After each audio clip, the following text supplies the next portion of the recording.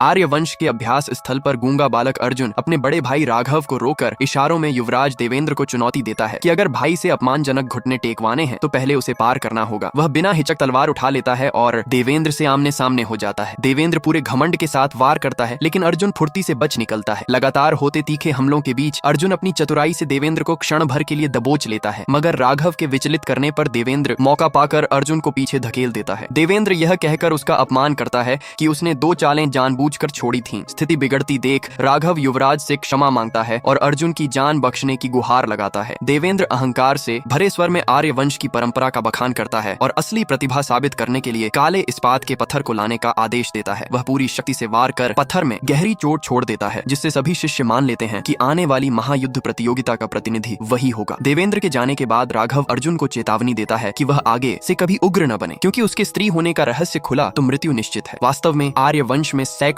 वर्षों से तलवार को जीवन देने के लिए अर्जुन की मां ने उसे इसी क्रूर परंपरा से बचाने के लिए लड़के का भेष दिलाया और गूंगा बना दिया। तभी से अर्जुन ने ठान लिया था कि वह एक दिन कुलगुरु बनकर इन नियमों को खत्म करेगी। जब राघव यह कहता है कि 100 वर्षों में कोई स्त्री इन नियमों को नहीं तोड़ पाई, तो अर्जुन सवाल उठाती है कि क्या पुराना होना ही सही होने की गारंटी है। अपने विश्वास को साबित करने के लिए वह काले इस्पात के पत्थर पर वार करती है और उतनी ही गहरी चोट छोड़ देती है। राघव घबरा जाता है और प्रतियोगिता के बाद दोनों के भाग जाने का निर्णय लेता है, मगर तभी पत्थर टूटने की गूंज उठती है। यह समाचार कुलगुरु महेश्वर तक पहुंचता है, जो सभा में देवेंद्र की प्रशंसा करता है। तभी एक वरिष्ठ शिष्य अर्जुन का नाम ले देता है। देवेंद्र अपमानित होकर पुनः मुकाबले की मांग करता है। संघर्ष के दौरान अर्जुन की टोपी गिर जाती है और उसका स्त्री होना सबके सामने आ जाता है। क्रोधित महेश्वर राघव को दंड और अर्जुन को बलि देने का आदेश देता है। इसी संकट में नागर वंश के युवा स्वामी करण की चुनौती आती है। देवेंद्र पराजित हो जाता है और कुलगुरु स्वयं उतरते हैं, लेकिन उनकी स्थिति भी डगमगा जाती है। अर्जुन यह समझ जाती है कि नागर वंश की तलवार विद्या और आर्य वंश की शक्ति को मिलाकर ही नया मार्ग बन सकता है। अंततः राघव अपने प्राणों की बांजी लगाकर अर्जुन को बचाने खड़ा होता है और साबित करता है कि इस क्रूर परंपरा से बड़ा कोई नियम नहीं सिवाय भाई बहन के अटूट प्रेम के। नेक्स्ट पार्ट के लिए कमेंट और सब्सक्राइब करें।